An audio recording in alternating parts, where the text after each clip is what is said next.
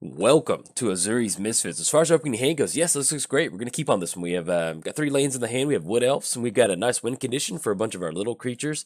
And got some Deranged Hermit action, too, so that's always fun. Let's get Ezuri popped up, and then let's go ahead and lead off with no turn 1 play. Let's go and lead off with a Breeding Pool. Not going to pay 2 life, and then anything else. Now we're going to go and pass the turn. We're playing Ezuri, Claw of Progress. Whenever a creature with power 2 or less enters the battlefield under your control, you get an experience counter. Then at the beginning of your, making up words like I'm reading time at post-combat main phase. I'll finish the other part of that in just a second. Let's go and get down the forest. Yes, and then nothing for 2, then we're going to go and pass the turn. But yes, at the beginning of combat, on your turn, put X +1 counters on another target creature where X is the number of experience counters that you have. We're playing against the Gitrog monster, Mr. Hypnotoad himself.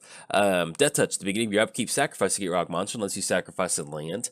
And then let's go and get the island down. And we're going to go and go for the Wood Elves. Yeah, I think that sounds pretty good. I like getting some, getting that ramp going. So it's going to be green and blue.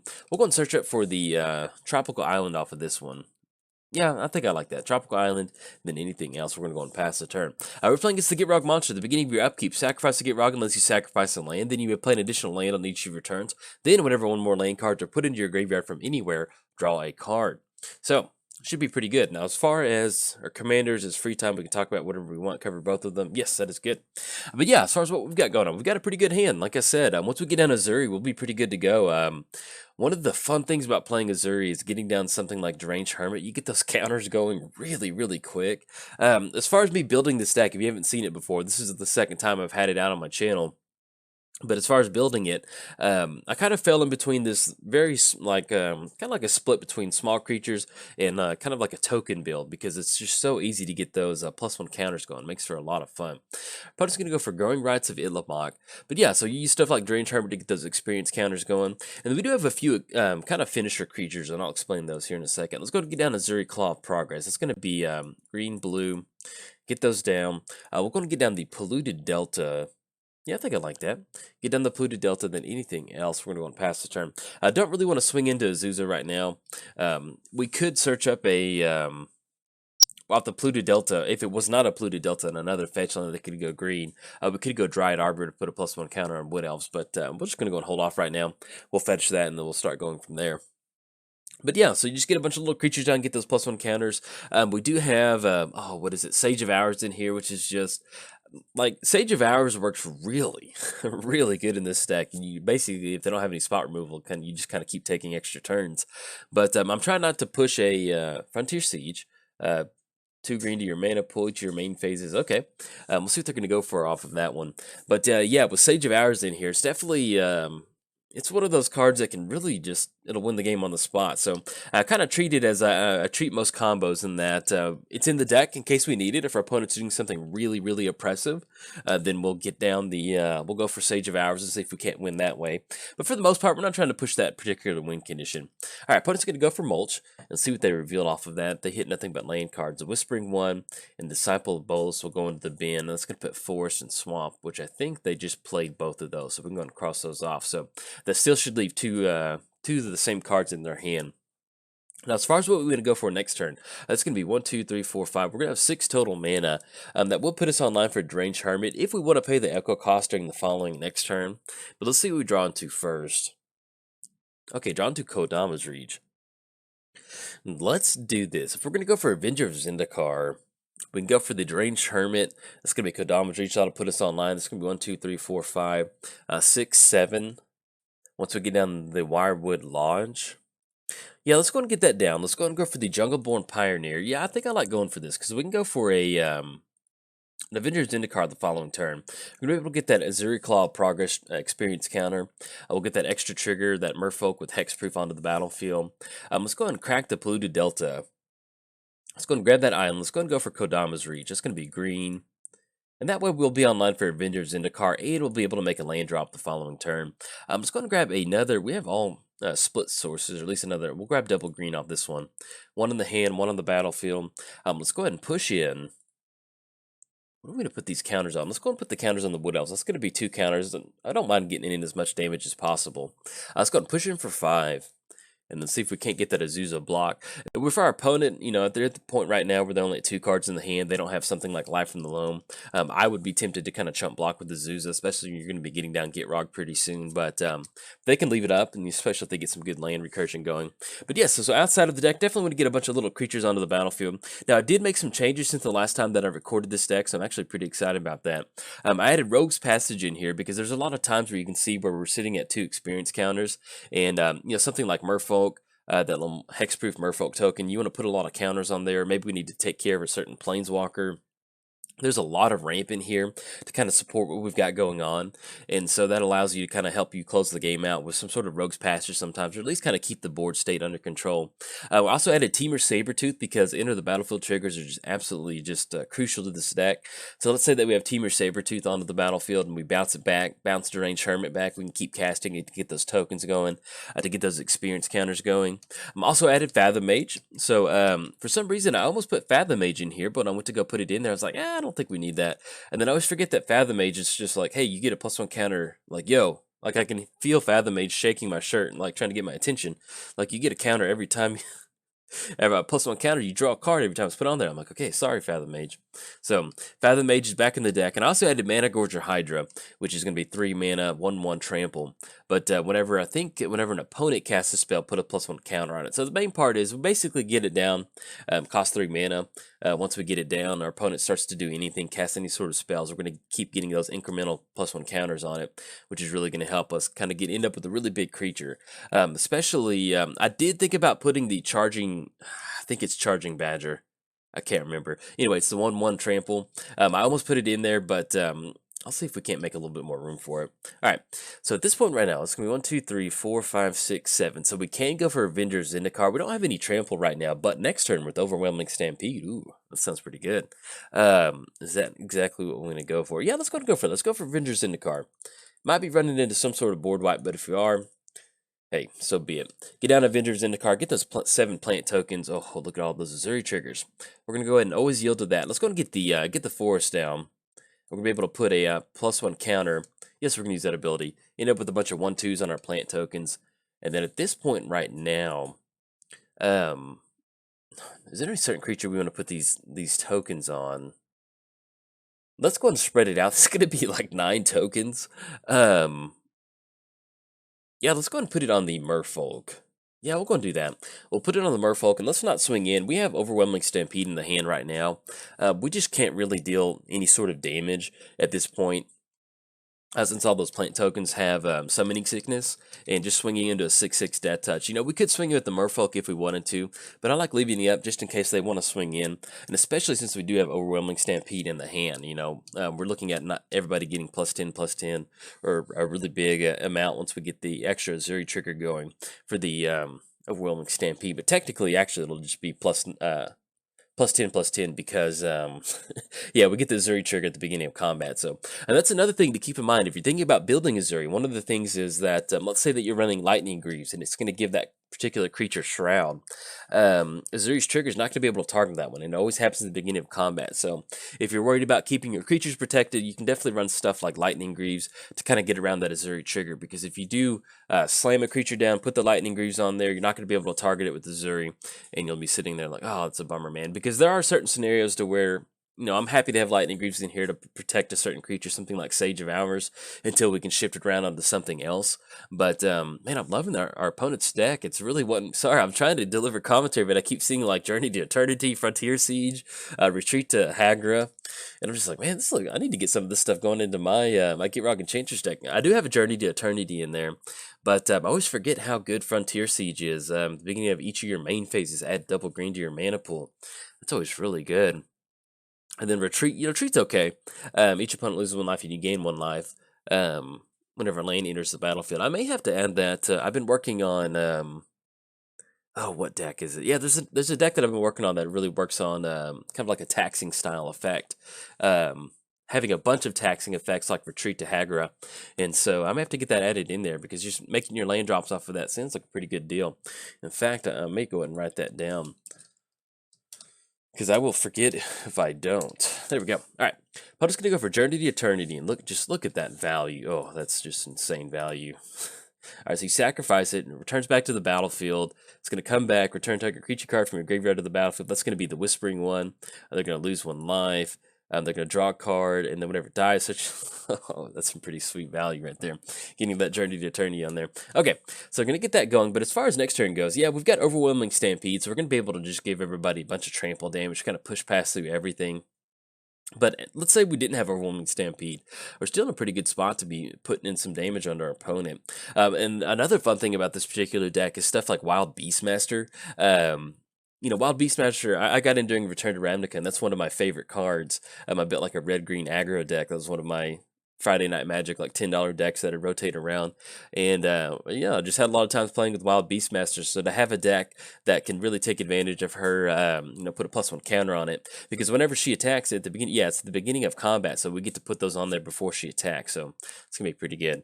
All right, opponent's going to get some good retreats going. We're going to be losing some life. So we'll definitely be going for the Overwhelming Stampede next turn. Simply just because, yeah, we've got it. It's going to allow us to win. That's really good. Getting blown out by an Overwhelming Stampede is always, I feel kind of bad about it. I lost, I can't remember which was a video last week, but we kind of like stabilized, and then my opponent started to tap out for 5 mana kind of late game, and they were in top deck mode, and I was like, oh no. Is this Overwhelming Stampede? And it was. 100% it was. Okay, let's see what we got going on. See what we draw into. If not, we're going to go and slam that Overwhelming Stampede down. We could keep playing it out, but with Gitrog, you're getting a lot of card draw going. We need to close it out as quickly as possible. You know, there's going to be some times where I would try and go for a little bit more of a fun win, but hey, the win's right here. We got to take it. So let's go and slam that Overwhelming Stampede down. That's going to give everybody +10/+10, and they're going to gain trample. So pretty much there's not really going to be much our opponent can do with only 1 card in the hand, and only green and colors is up at this point right now. Even if they had black mana or some sort of spot removal, they could take care of Merfolk creature at this point right now, but that would still put us down to giving everybody +5/+5 and trample. All right, opponent's going to scoop it up, but yeah, so we'll have enough coming across. It's going to be 7, 8, 9, 10, 11, 12.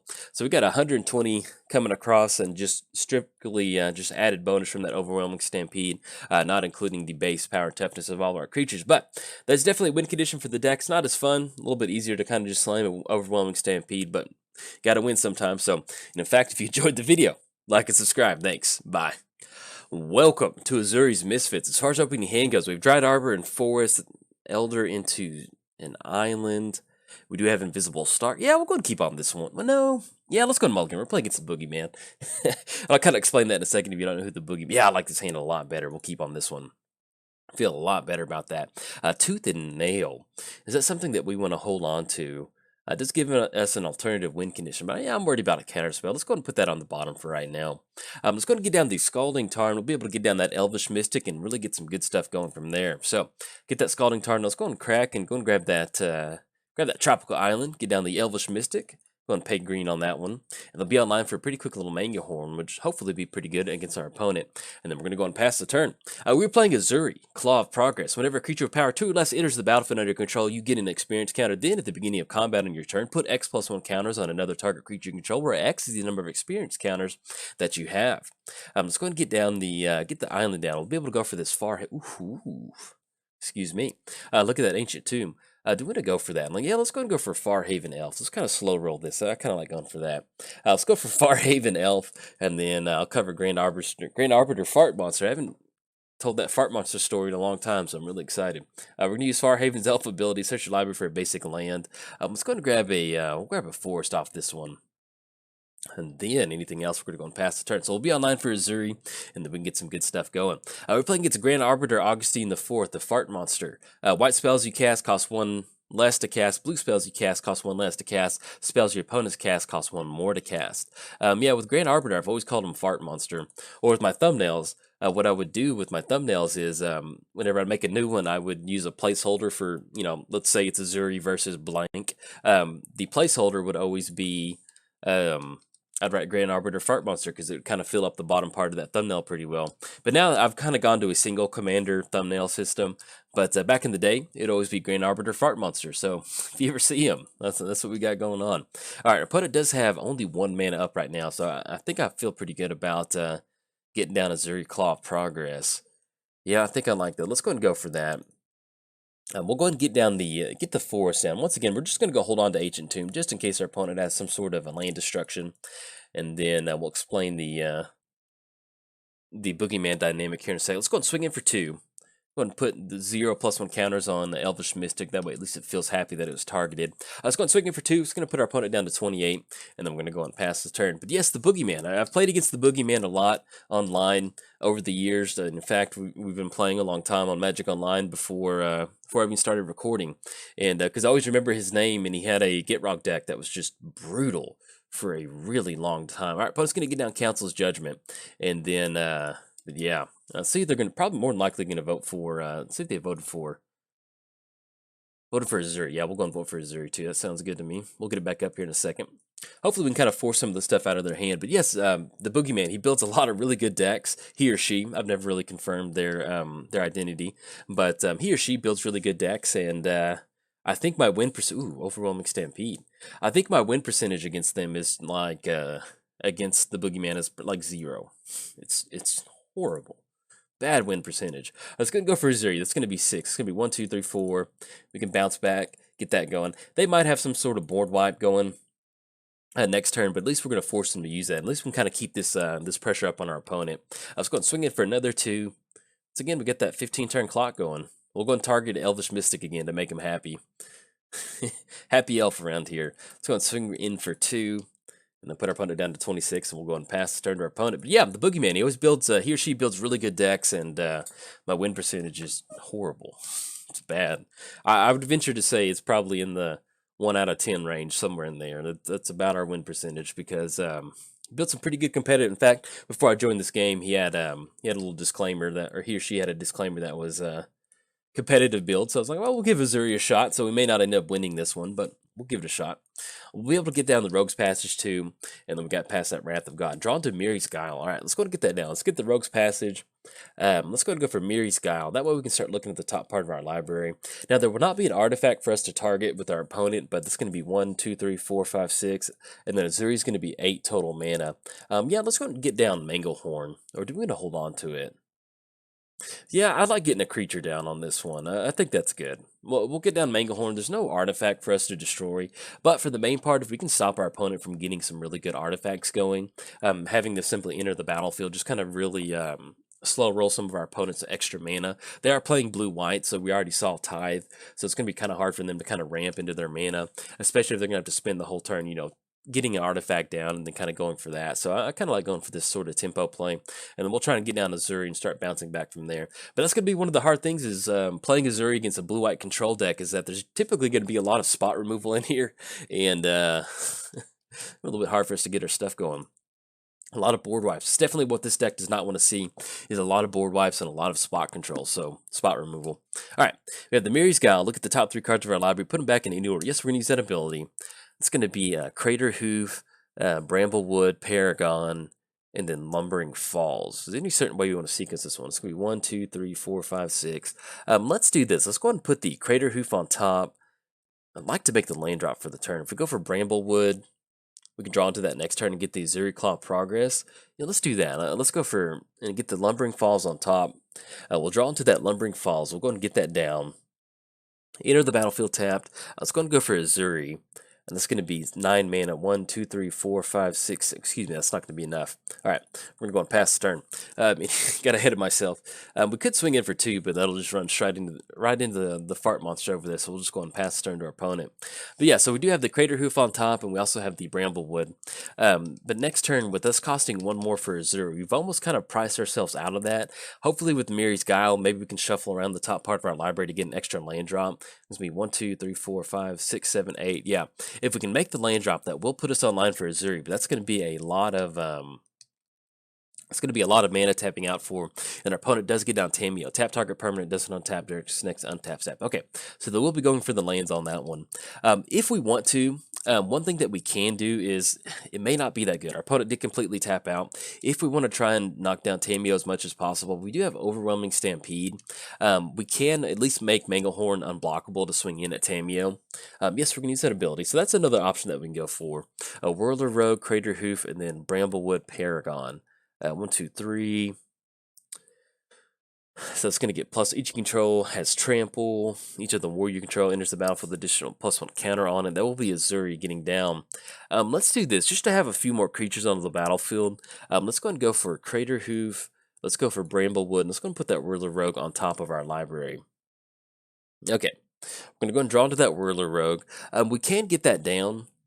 We can either go for Manglehorn next turn, but I kind of like doing let's go for Whirler Rogue. That's going to be double blue, and then 1/2 off the 4. So we're going to be able to get down Whirler and end up with 2. There we go. End up with a couple more creatures onto the battlefield. The main thing that we're doing right now is if we're going to take care of Tamiyo, one thing that we can do next turn is either A, go for Overwhelming Stampede to kind of give our creatures a nice little added bonus, or we can simply just go for the get those Whirler Rogues. We can tap 2 artifacts we control to make target creature unblockable this turn. So we can either make Manglehorn unblockable, or we can simply make the Whirler Rogue unblockable and then start swinging in at Tamiyo. Okay, the Whirler Rogue hits the battlefield, get those 2 Thopters. And actually, we can go ahead and use this now. So let's go ahead and make Manglehorn unblockable. We're going to tap these 2 Thopters down. All right. Make the Manglehorn unblockable. And I always like, I like imagining these really big creatures. Like sneaking past Grand Arbiter, even though it's this huge creature with horns, it's probably knocking along the walls, but somehow it's unblockable and they can't be blocked. All right, so we're going to knock down Tamiyo. It's going to put it down to 3, and then anything else. Now we're going to go and pass the turn. So next turn we will have that exact same line of play that we can go for. We can tap 2 artifacts to make it unblockable. And we can also utilize Rogue's Passage to kind of get around that Grand Arbiter, that added tax cost off of there.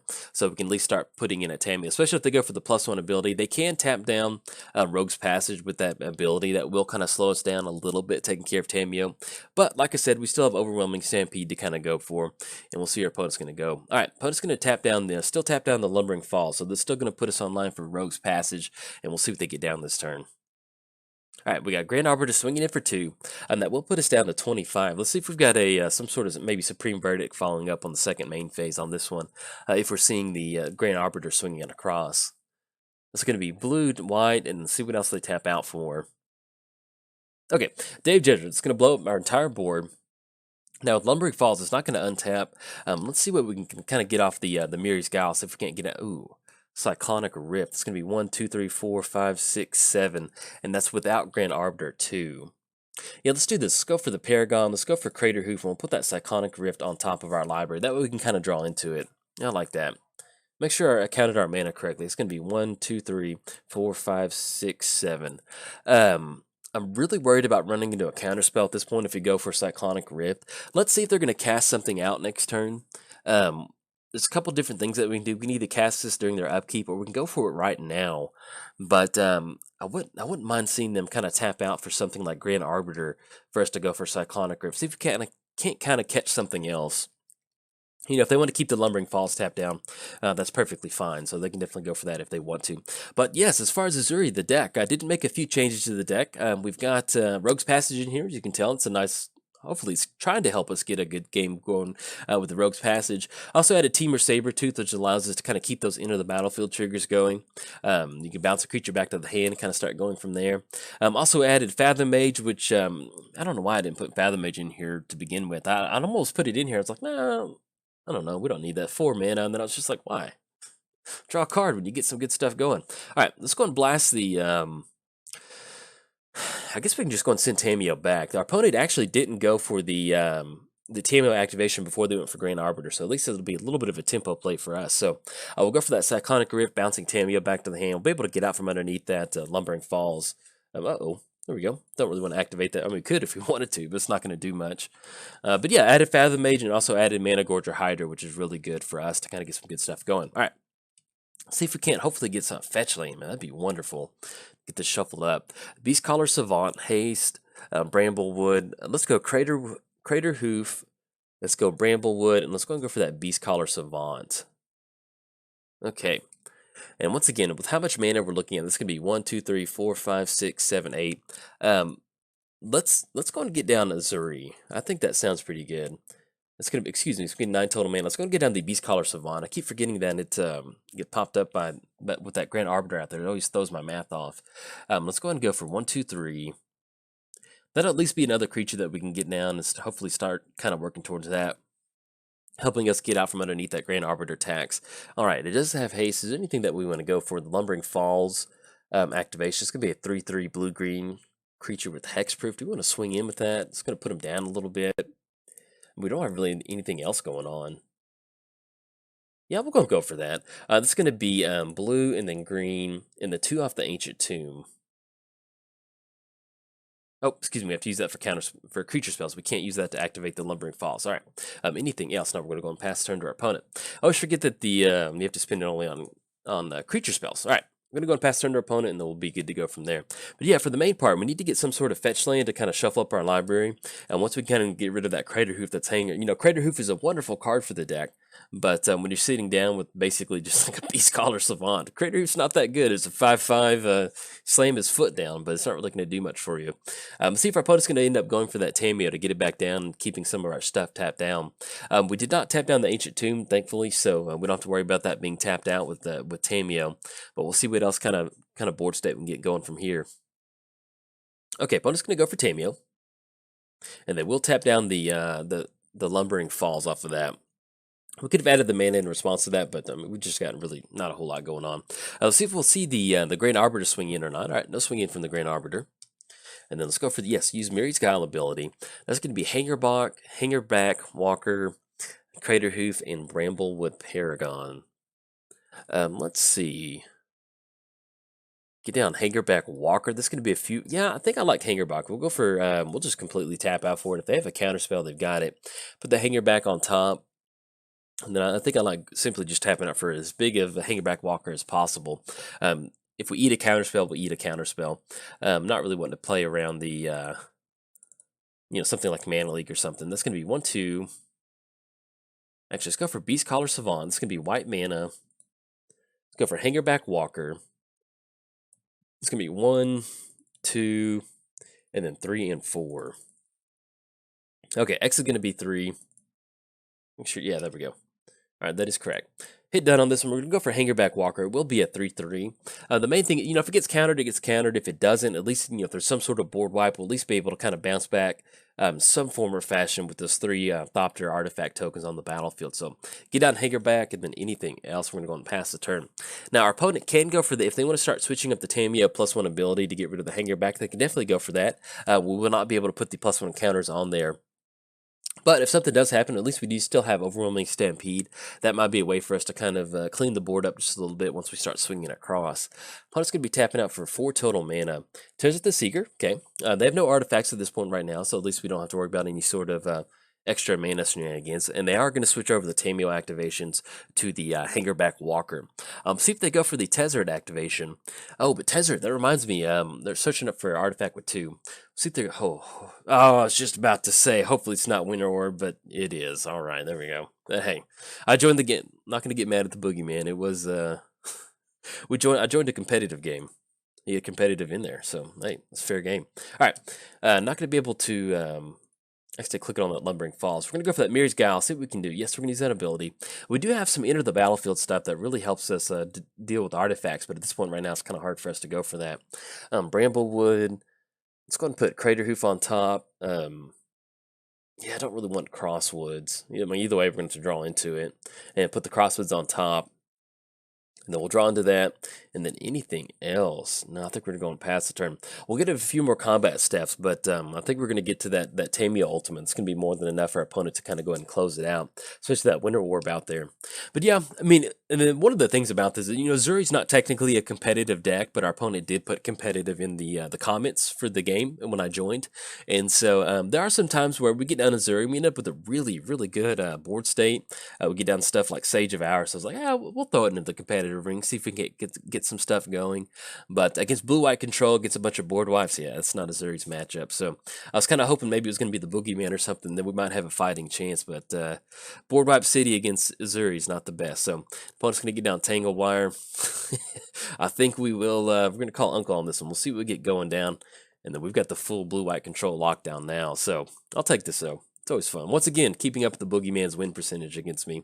Untap 1 land. We'll go and tap the Rogue's Passage, and then that taps an untapped artifact land or he or she controls for each fade counter on there.